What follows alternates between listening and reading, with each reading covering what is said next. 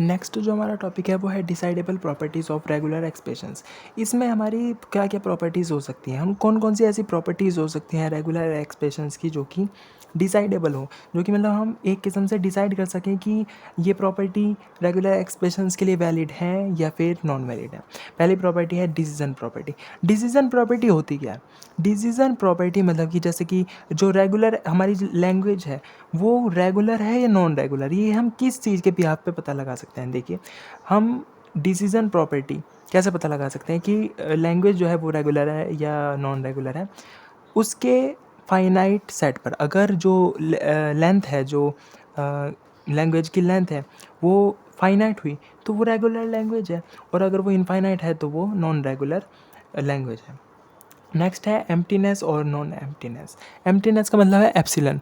Epsilon element जिस string में होगा, जिस लैंग्वेज में होगा, वो एम्प्टीनेस नहीं हो सकता।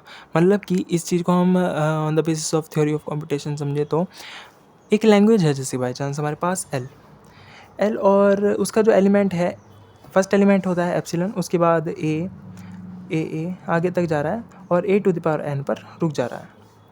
यहाँ पे जो फर्स्ट एलिमेंट है एप्सिलन है, तो इसको हम कैसे पता लगाए जो लैंग्वेज है वो एम्प्टी है या नहीं है। एम्प्टी कब होगी? जब ये एप्सिलन एलिमेंट भी उसमें ना हो। तो इससे भी हम, इसके बिहाफ पे भी हम पता लगा सकते हैं कि जो लैंग्वेज है वो एम्प्टीनेस है या फिर नॉन एम्प्टीनेस प्रॉपर्टी को शो कर रहा है। नेक्स्ट प्रॉपर्टी है फाइनाइट सेट और इनफाइनाइट सेट। इनफाइनाइट सेट और फाइनाइट सेट को कैसे हम पता लगाएं? नॉर्मल सी बात है भाई, लैंग्वेज है, इनफाइनाइट है या फाइनाइट है, उसके हम स्ट्रिंग्स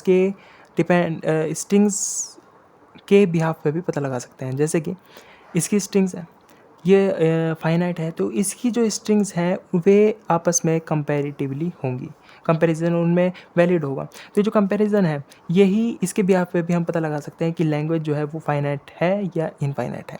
नेक्स्ट चीज़ है मेंबरशिप। मेंबरशिप मतलब जो ये स्ट्रिंग है, लैंग्वेज का अपना एक स्ट्रिंग है, जैसे कि ए, ये जो स्ट्रिंग है ये बिलोंग्स करना चाहिए एल से। नॉर्मल सी बात है भाई, लैंग्वेज से तो बिलोंग करेगा ही उसका स्ट्रिंग। तो ये चीज़, यही प्रॉपर्टी है मेंबरशिप। तो ये भी नॉर्मल सी बात है, इस तरीके से हम पता लगा सकते हैं। इक्वलिटी, इक्वलिटी मतलब कि जो स्ट्रिंग्स हैं वे आपस में इक्वल हैं या नहीं। तो इक्वलिटी तो कोई स्ट्रिंग्स आपस में इक्वल हो ही नहीं सकती, डुप्लीकेशन यहाँ पे अलाउड है ही नहीं। तो इस प्रॉपर्टी को हम इस तरीके से पता लगा सकते हैं।